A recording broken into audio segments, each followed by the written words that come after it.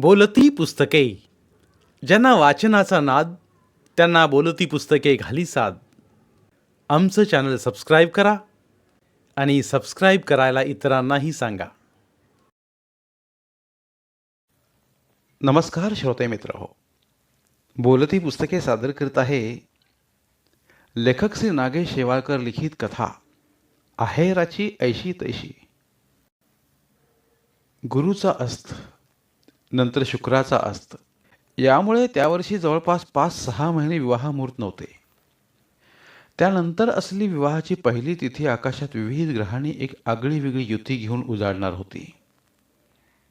100 वर्षातून तसा योग एखादे वेळ येतो, अशी चर्चा सर्वत्र रंगली होती. अगदी नास्तिक म्हणून वावरणाऱ्या लोकांनीही यावर सकारात्मक चर्चा सुरू केली होती. दुग्ध शर्करा योग असल्यामुळे त्या दिवशी आपल्या घरातील मुलामुलीचे लग्न लावण्याची संधी अनेकांनी साधली. अगदी मंगल कार्यालयच मिळाले नाही तरीही तो योग हातातून जाऊ नये म्हणून लोकांनी घर, अंगण, गच्ची जिथे जागा मिळेल तिथे कार्यालय थाटून लग्नाचा घाट घातला. 6 महिन्यांपूर्वी मानव देशपांडे यांच्या मुलीचे लग्न ठरताच त्यांनी अगोदर मंगल कार्यालय बुक करून अर्धी लढाई जिंकली होती. देशपांडे पती पत्नी डॉक्टर होते. त्यांची एकुलती एक मुलगी मालती ही डॉक्टर होती. आदेश हा त्यांचा जावई अमेरिकेत डॉक्टरची पदवी मिळवलेला हुशार तरुण होता. विवाहाच्या दिवशी ग्रहांच्या मिलनाचा अभूतपूर्व योग असल्यामुळे मुहूर्ताची वेळ टळू नये म्हणून मुलाकडील लोकांनी वरात 2 तास अगोदरच काढली होती. वराकडील सारे पै पाहुणे वरातीसोबत गेले होते. संगीताच्या तालावर अबालवृद्ध नाचत होते. मंगल कार्यालयामध्ये लग्नासाठी येणाऱ्या लोकांची वर्दळ सुरू झाली. वधूकडील सारी मंडळी विशेषतः पुरुष मोठ्या प्रमाणात दिसत होते. मात्र महिलांची संख्या कमी जाणवत होती. परंपरेप्रमाणे वरातीहून आल्यावर नवरदेवाला ओवाळण्याची तयारी सुरू होती. वधूच्या आईची धांदल उडत होती. वंश कुठे आहेत? मोहिनी कुठे आहे? नवरदेवाची वरात केव्हाही येऊ शकते. आपण तिथे हजर असायला पाहिजे. बरे, या दोघींना सारी कल्पना आहे. या दोघींशिवाय माझं पाणीही हलत नाही. काकू, आत्या, मामी, वहिनी या बायकाही कुठे गेल्या? नुसते नावालाच मोठे घनगोत. वेळेवर एक सापडेल तर शपथ. ठरवून परीक्षा पाहिल्याप्रमाणे वागतात साऱ्या. नटणे मुरडणे या पलीकडेही काही असते. वराती सोबत गेल्या तर नसतील नाचायला? आपल्या बायकांनी त्या वरातीत जावेच कशाला? मनाशीच बडबडत डॉक्टर सौ वर्षा देशपांडे खोलीच्या बाहेर आल्या. त्यांनी शोधकतेने सर्वत्र पाहिले, परंतु त्यांना त्यांची बहीण मोहिनी, ननंद आणि इतर बायका कुठेही दिसत नव्हत्या. त्यांनी बाजूच्या खोल्यांकडे नजर टाकली. त्या खोल्या आतून बंद होत्या. अच्छा, म्हणजे या बायकांचा अजून नट्टापट्टा चालूच आहे. तर एवढा शृंगार करून काय मिस वर्ल्ड स्पर्धेत भाग घेणार आहेत की काय? असे स्वतःशीच पुटपुटत असताना त्यांचे लक्ष त्यांच्या शेजारी पाण्याची कळशी आणि ओवाळण्याचे ताट घेऊन उभ्या असलेल्या बाईकडे गेले. अगं, इथे का उभी आहेस? तिथे दाराजवळ थांब. त्या सांगत असताना ती बाई लगबगीने दाराकडे जातात सौ देशपांडे यांनी त्या बंद खोलीचे दार ठोठावले. कोण आहे? आतून आवाज आला. मोहिनी, झाले का नाही तुझे? अगं, वरात केव्हाही येऊ शकते. ताई आलेच, तू हो पुढे, आतून मोहिनी म्हणाली. डॉक्टर देशपांडे दुसऱ्या खोलीजवळ जाऊन टकटक करीत म्हणाल्या, वंश, अहो वंश, झाले की नाही? अहो अहो नवरदेव. वर्षा, अगं झालंच, तू जा, मी आले. आतून 80 वर्षीय कावेरीबाईचा ठणठणीत आवाज आला. तशी डॉक्टर वर्षा मागे फिरली. वर्षा, हे काय, तू इथेच? अगं, नवरदेवाची वरात जाऊन 1 तास होतोय. येतीलच एवढ्यात. त्यांना ओवाळायला तू तिथे हवीस ना? डॉक्टर मानव देशपांडे घाईघाईने ये म्हणाले. आहे, मी तयारच आहे. पण तुमच्या बहिणाबाईंचे आणि लाडक्या मेहुणीचे व्हायला नको? वर्षाने विचारले. म्हणजे त्या अजून तयार नाहीत? अगं, 100 वर्षांनी येणाऱ्या मुहूर्ताची वेळ टळायला नको ग, डॉक्टर देशपांडे म्हणाले. येतील एवढ्यात. मुहूर्ताला अजून 1 तास आहे. वेळेवर लग्न लागेल. सारं व्यवस्थित होईल. तुम्ही नका काळजी करू. वर्षा म्हणाली. बरे चल, पाहुणे मित्रमंडळी येत आहेत. आपण तिथे असायला हवं. मानव म्हणाले. दोघे कार्यालयाच्या प्रवेशद्वाराकडे निघाले. वरातीसोबतच्या डीजेचा आवाज हलके हलके कानावर येत होता. अगं, वरातीचा आवाज जवळजवळ येतोय. म्हणजे वरात परत निघाली आहे. ह्या दोघी अजून कशा आल्या नाहीत? आपल्या वराडनीही दिसत नाहीत. लग्नाला येणाऱ्या बायकांना आपले कोणी कुंकू लावताना दिसत नाहीत. डॉक्टर मानव पत्नीस विचारत असताना अचानक कार्यालयाच्या आतून कसल्या तरी घोषणा दिल्याप्रमाणे आवाज आला. उभियंतांनी मागे वळून पाहिले. अनेक बायका तावातावाने घोषणा देत कार्यालयाच्या प्रवेशद्वाराकडे येत असल्याचे पाहून देशपांडे पती पत्नी आश्चर्यात पडले. 30-40 बायकांचा जथ्था हातात फलक घेऊन त्यांच्या दिशेने येत होता. सर्वात आश्चर्याची बाब म्हणजे मोर्चाच्या अग्रभागी म्हणजेच मोर्चाचे नेतृत्व मानव देशपांडे यांचे वकील असलेली मेहुणी मोहिनीकडे असल्याचे जाणवत होते. धक्कादायक गोष्ट म्हणजे सर्व महिलांचा पोशाख काळ्या रंगाचा होता. नहीं चलेगी, नहीं चलेगी, ॲडव्होकेट मोहिनीने घोषणा दिली. तानाशाही नहीं चलेगी. इतर महिलांनी तिला साथ दिली.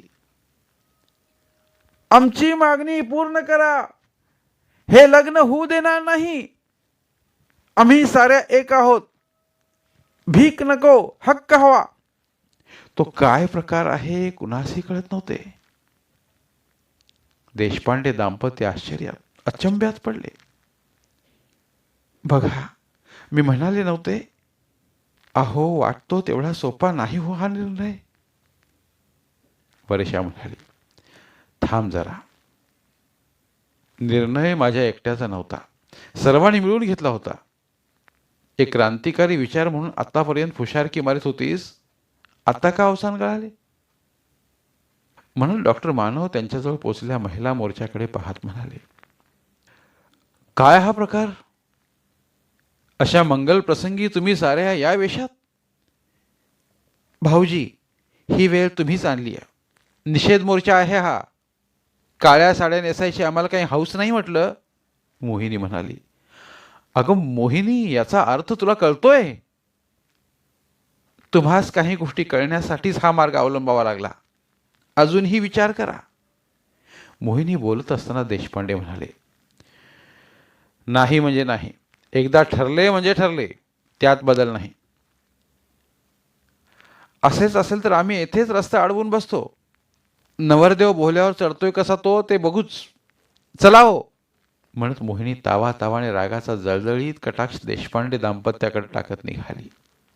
तिच्या मागे जाणाऱ्या महिलांचाही तसाच आवेश पाहून तिथे जमलेली वऱ्हाडी आश्चर्यात पडले. काय भानगड आहे? काळे कपडे घालून मोर्चा? माहीत नाही, पण काहीतरी भयंकर दिसतंय. डॉक्टरांच्या दवाखान्यातील कर्मचाऱ्यांचा मोर्चा तर नाही? नाही नाही, तसं नाही. का नेतृत्व करणारी बाई प्रसिद्ध वकील मोहिनी आहेत म्हणून तसे वाटते. कर्मचाऱ्यांच्या मोर्चाचे नेतृत्व नेहमी हेच करते. अहो, पण ती मानवची मेहुणी म्हणजे वर्षाची बहीण आहे. बापरे, भाचीच्या लग्नात चक्क मावशी मोर्चा आणते? असं तर नसेल हा नवरदेव पाहायला आला मावशीला आणि पसंत केलं भाचीला? मावशीने भाचीच्या वयामध्ये तसे फारसं अंतर नसावं.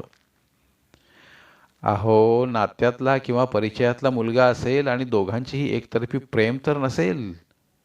एक माली दो फूल. काय सांगावं बुवा, काहीतरी गौड बंगाल निश्चित आहे. मोहिनी वकील आहे, विनाकारण असा गोंधळ घालणार नाही ती. देशपांडे यांच्या दवाखान्यात काही घडले तर नसेल? म्हणजे बाळंतपणासाठी किंवा गर्भपातासाठी आलेल्या महिलेचा मृत्यू असा काही प्रकार तर घडला नसेल ना? काय सांगावे, याच मोहिनी देशपांडे यांनी काही दिवसांपूर्वी याच शहरातील नामांकित आणि अत्यंत बडेप्रस्त असलेल्या डॉक्टर पुंडे यांच्या दवाखान्यातील काळे कारनामे प्रकाशात आणून त्यांना मुलींच्या गर्भपात प्रकरणी जन्मठेपेची शिक्षा सुनावण्यात सिंहाचा वाटा उचलला होता. हो ना, ते प्रकरण बाहेर येईपर्यंत डॉक्टर पुंडे यांच्याबद्दल सर्वत्र कौतुकाचेच वातावरण होते. तसेच असते. पकडले जात नाही तोवर सारेच निष्पाप प्रामाणिक असतात. हो ना, डॉक्टर पुंडे यांच्याबद्दल याच मोहिनीने गदारोळ करताच यंत्रणा जागी झाली. यंत्रणा नेहमीच तत्पर असते हो, परंतु ती डोळे असून आंधळी असते, कान असून बहिरी आणि हातपाय धडधाकट असून अपंग असते हो. पण याच यंत्रणेस पाठबळ मिळालं तर हीच यंत्रणा शेर होऊन डरकाळी फोडते. ते जाऊ द्या. हा काय प्रकार म्हणावा? लग्नस्थळी मोर्चा हा प्रकार प्रथमच पाहतो. बाचाबाची, रुसवे फुगवे किंवा हुंड्यापायी ऐनवेळी लग्न मोडणे हे ऐकलंय, पण निषेध मोर्चा, जवळच्या नात्यातील महिलांचा मोर्चा, त्या मंगल कार्याच्या परिसरात तो मोर्चा पाहून अशा चर्चा रंगत होत्या. ते कार्यालय शहराच्या मध्यवर्ती भागात असल्यामुळे रस्त्यावरून जाणारे येणारे तो प्रकार पाहत होते. मोहिनी, थांबव हा प्रकार. तुझी समाजसेवा, दादागिरी दुसरीकडे. अगं, तुझ्या भाचीचं लग्न आहे आणि तू तेच माय मरो मावशी जगो म्हणतात, माहिती आहे ना तुला? बहीण आहेस माझी, हे विसरलीस? वर्षा रागाने म्हणाली, ताई, मी तुझी बहीण आणि मालतीची मावशीच आहे, हे मी नाही, तुम्ही विसरता आहात. तुम्ही. मी काय करू शकते हे तुला आपण लहान असल्यापासूनच माहीत आहे. लहानपणी केलेल्या लाडाचे असे पांग फेडशील हे समजलंच नाही आम्हाला. धमकी देतेस? काय करशील ग? तुला काय वाटतं हे असे फलक घेऊन अंगात काळे कपडे घालून गळा खरडून घोषणा दिल्या म्हणजे काय आम्ही भिणार आहोत? वर्षाने विचारले. ही काय विधानसभा आहे? तू स्वतःला समजतेस कोण ग? मी तुझ्या मागणीला भीक घालणार नाही. हे तुला आज नाही तर आत्तापर्यंत 100 वेळा सांगितलंय. डॉक्टर मानव म्हणाले, भाऊजी, मी सुद्धा तुम्हाला 1000दा सांगितलंय, विनवणी केली आहे. पत्रिका द्यायला तुम्ही आला होता तेव्हा पाया पडून सांगितलं की भाऊजी, रीत परंपरा मोडू नका म्हणून. मोहिनी म्हणाली, मोठी आली परंपरेच्या गोष्टी करणारी. काय ग, मोठी समाजसेविका म्हणून बोलबाला आहे ना तुझा? अंधश्रद्धांच्या विरोधात रण माजवणारी तू ना? मग आम्ही एक सकारात्मक पाऊल उचलताना तूच आडवी येतेस? वर्षानं विचारलं. ताई, नुसतीच आडवी येणार नाही तर या इथे रस्त्यावर आडवी पडेन. नवरदेव आत कसा जातो हेच आम्ही पाहतो. आम्ही बघतोच तू कशी आडवी येतेस ते. तुला पुन्हा एकदा सांगतो, वाटल्यास विनंती करतो, तू लहान. भाऊजी, मी तुमच्या 10 वेळेस पाया पडते, पण माझे या बायकांचं ऐका. देवदयेने तुम्हाला काहीच कमी नाही. एकुलती एक मुलगी आहे. पहिले आणि शेवटचे कार्य आहे. ते सारं खरं असलं तरी अंगणात पैशांचं झाड नाही. कष्टाने मेहनतीने रात्र जागून पैसा मिळवलाय आम्ही कुठे म्हणतोय लोकांच्या माना मुरगाळून जमवलाय म्हणून? तुमच्या कष्टाने मिळवल्या पैशाला आमचा या बायकांचा तळतळाट लागू नये, कुणी शाप देऊ नये म्हणून म्हणते. एका परकुटासाठी का माझी माणसं मला शाप देणार? दादा, माझं ऐक. अरे, पूर्वजांनी लावल्या परंपरा मागे काही आचार विचार, पाप पुण्य अशा भावना आहेत. माझे ऐकले नाहीस ना दादा, तर या पायरीवर डोकं आपटून मी डोके फोडून घेईन. असा कसा हा विचार सुचला रे? का अशी अवदसा आठवली रे? म्हणत डॉक्टर मानवांच्या चुलत बहिणीने खाली बसून अक्षरशः टाहो फोडला. वहिनी, तुम्ही सुद्धा ऐकलं नाहीत का? दादा तुमच्या शब्दाबाहेर कधी जातो का? किती समजावले तुम्हा दोघांना, पण तुम्ही कुणाचेच ऐकले नाहीत. दादा, वहिनी, तुम्हास माझी शपथ आहे. नवरी मुलगी मालतीची शपथ आहे. ऐका, नाराज करू नका. डॉक्टर मानवांची मावस बहीण हात जोडून म्हणाली, मानव, अरे हा काय हट्ट, या सर्वांना दुःखी करून काय मिळवणार आहेस? मानवच्या काकूने विचारले. वर्षा, तुम्ही मानवरावांना समजवायला पाहिजे होतं. अहो, रीती परंपरा या अशा अचानक मोडून समाज सुधारणा होत नाही हो. एक्का दुक्का लोकांनी पाऊल उचलले म्हणून काही क्रांती घडत नाही. क्रांती रक्तपात आणि लढाईतून घडते. वर्षाची मामी म्हणाली.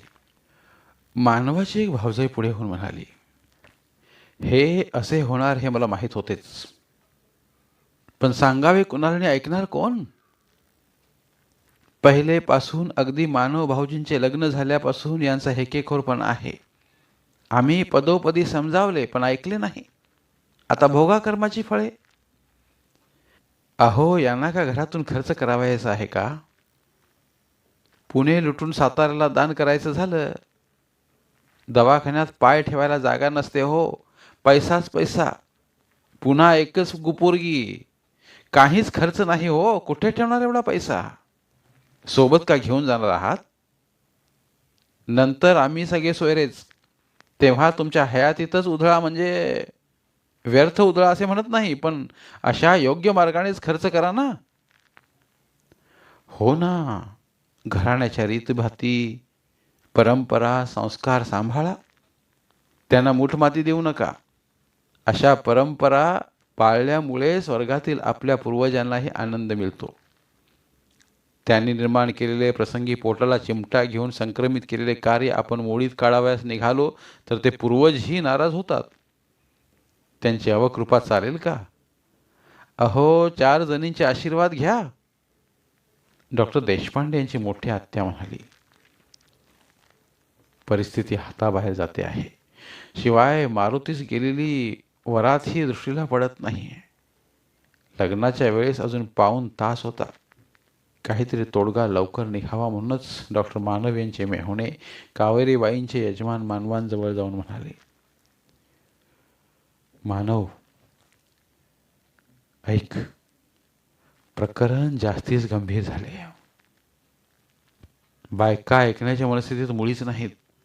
शिवाय गेली 4-5 महिने या विषयावर महाचर्चा घडल्या आहेत. तेव्हा काहीतरी मार्ग काढावाच लागेल. बघ, वरात येत आहे.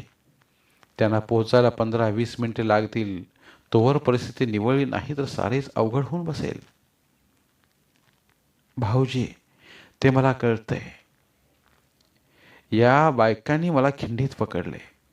दुसरी वेळ असती आणि या बायका निकटवर्तीय नसत्या तर सरळ पोलिसांना फोन लावला असता.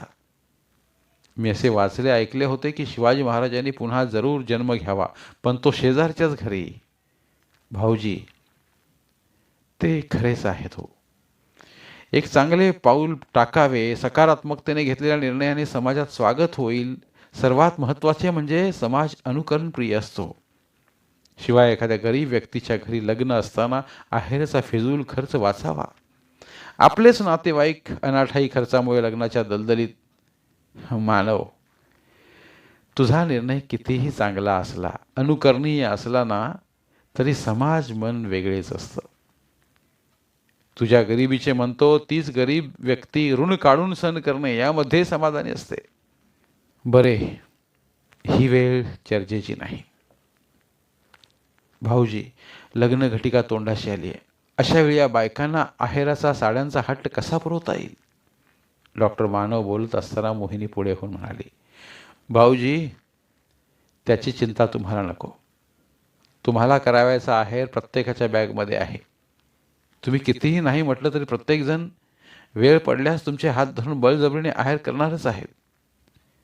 गरज पडलीच तर आणलेले आहेर तुमच्या अंगावर फेकणार आहेत. मोहिनी, तो प्रश्न वेगळाच आहे. सध्या माझ्यापुढे प्रश्न आहे तुमच्या आहेराचा तिढा कसा सोडवावा. ऐनवेळी सुटेल. इच्छा तिथे मार्ग. तुम्ही फक्त हो म्हणा. फक्त एक फोन करावा याचा अवकाश. म्हणजे? डॉक्टर पती-पत्नीने विचारले. काल आम्ही तुमच्या त्या नेहमीच्या सुर्णे यांच्या होलसेल कापड दुकानात गेलो होतो. प्रत्येकीला सरसकट 1,500ची साडी आम्ही पसंत करून ठेवली. फोन नंबर आणलाय. अर्ध्या तासात. अगं पण काही अंदाज म्हणजे किती साड्या लागतील? ताई, मी आणि कावेरी वहिनीने यादी तयार केली आहे. तुम्हाला 500 साड्या 50 नऊवार घ्यावे लागतील. मोहिनी, भाऊजी, मला हे पटत नाही.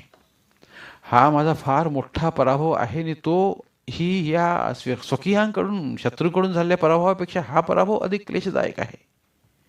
मानव उदासवाने होत म्हणाले. भाऊजी, काही गोष्टी पटत नसल्या तरी समाजासाठी कराव्या लागतात. मोहिनी समजावण्याच्या सुरात म्हणाली. अहो जाऊ द्या ना. डॉक्टर वर्षा देशपांडे पतीस म्हणाल्या.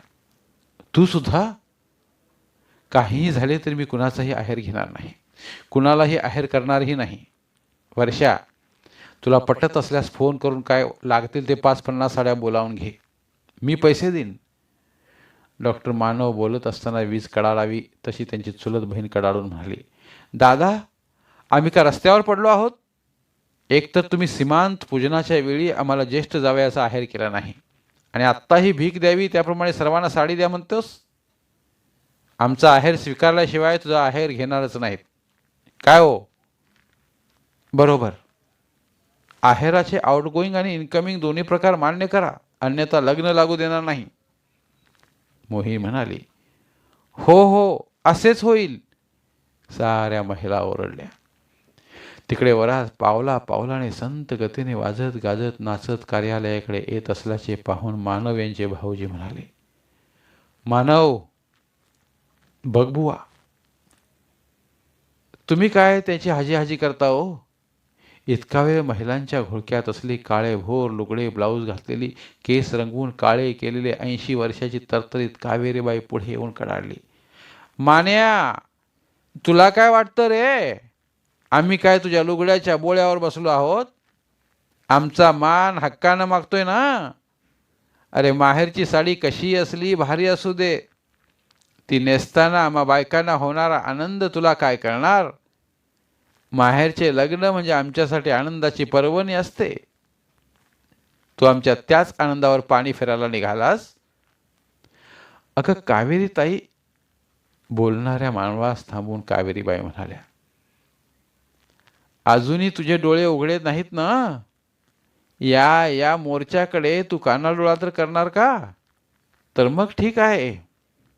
बायांनो, सोडा आपापला काळा वेश. आपण अंगावरील परकारानिशी लग्न लावूया. असली यांना लाज तर आपल्या अंगावर लुगडे साडी टाकून झाकेल आपली लाज, पण लग्न वेळेवर होऊ द्या. यांच्या वागण्याची शिक्षा त्या निष्पाप नवरा नवरीस का? चला, सोडा सोडा आपापली वस्त्रे. अहो वंस, हे काय करता? वर्षा विचारत असताना कावेरीबाई हात पदर सोडण्यासाठी खांद्याकडे नेताच डॉक्टर मानव म्हणाले. थांब ताई, थांब मोहिनी. त्या दुकानदारास फोन करून तुम्ही पसंत केलेल्या साड्या बोलावून घे. आणि मानव, आमचे आहेर? कावेरीबाईने मुरक्या मारत हसत विचारले. घेतो बाबा, आहेर घेतो आणि आहेर करतोही, मग तर झालं. डॉक्टर मानव देशपांडे चिडून म्हणाले. हिंग्यास, असे म्हणत कावेरीबाईने अंगावरील काळे लुगडे काढून टाकले. इतर बायकांनीही त्यांचे अनुकरण केले.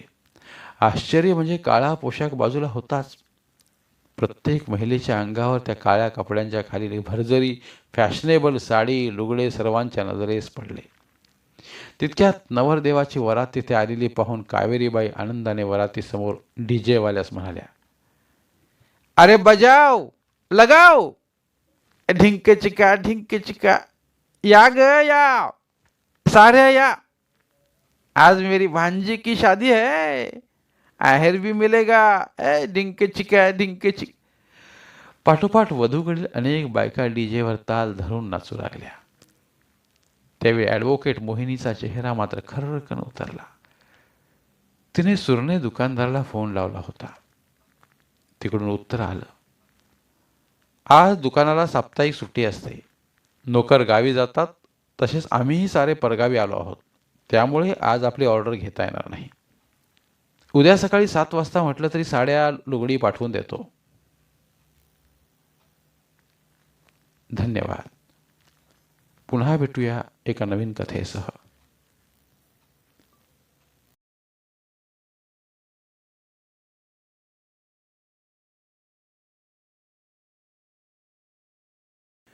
धन्यवाद. प्रिय श्रोते मित्र हो, आपल्यासाठी एक आवाहन. आमच्या चॅनलच्या प्लेलिस्ट विभागात तुमच्यासाठी शेकडो कादंबऱ्यांचे ऑडिओ बुक्स उपलब्ध आहेत. तिथे प्रत्येक कादंबरीचे सर्व भाग एकत्रित मिळतील. त्यामुळे सध्या सुरू असलेल्या क्रमशः कादंबरीच्या पुढील भागासाठी वाट पाहण्याची गरज नाही. तुमच्या वेळेनुसार तुम्ही संपूर्ण कादंबरी सलगपणे ऐकू शकतात आणि साहित्याचा आस्वाद घेऊ शकता. कृपया आमच्या चॅनलच्या होमपेजवर जाऊन प्लेलिस्ट चेक करा आणि तुमची आवडती कादंबरी निवडा. धन्यवाद.